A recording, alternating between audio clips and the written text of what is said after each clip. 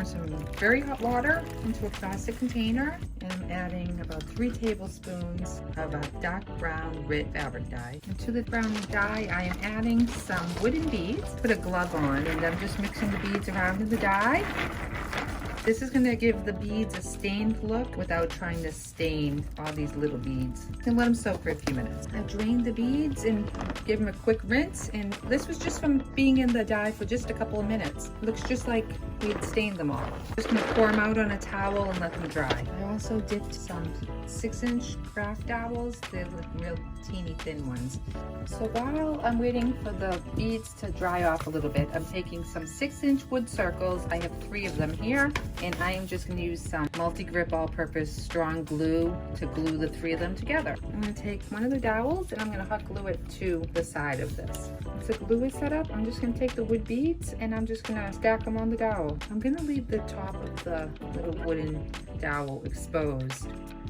Now we're just going to move over. We just have to figure out where the next row of beads should start because I want them touching. So I'm just kind of eyeballing it and I'm just going to glue this right in place. I'm finding that if I just add a little drop of glue to the base bead, it seems a little sturdier. Got some twine and I am going to weave it through the pieces of the skewers I left exposed. Give it a little more stability. My last step, I'm taking the same jute and I'm going to wrap it around the base to hide the sticks and all the ugly hot glue. I'm going to show you 3 ways you can style it at home.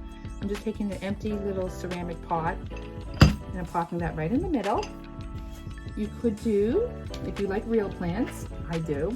I'm just putting a little riser in the bottom of that. Take a real plant. It would look really pretty if you have like a flowing little succulent like this. Or if you don't like real plants, you could use a few little shorter greenery stems. Just pop those inside. I mean, it looks like a real plant. How pretty is that? And then your third option, put some water into your little pot, and I just ran out of my garden and cut some fresh flowers. And you could just put a little flower arrangement in there. I mean, really, how pretty is that?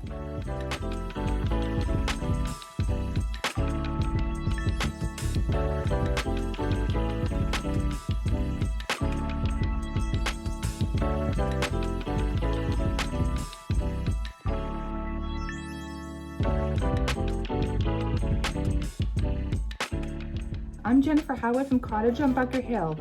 Thank you for watching Home Talk, and I'll see you next time.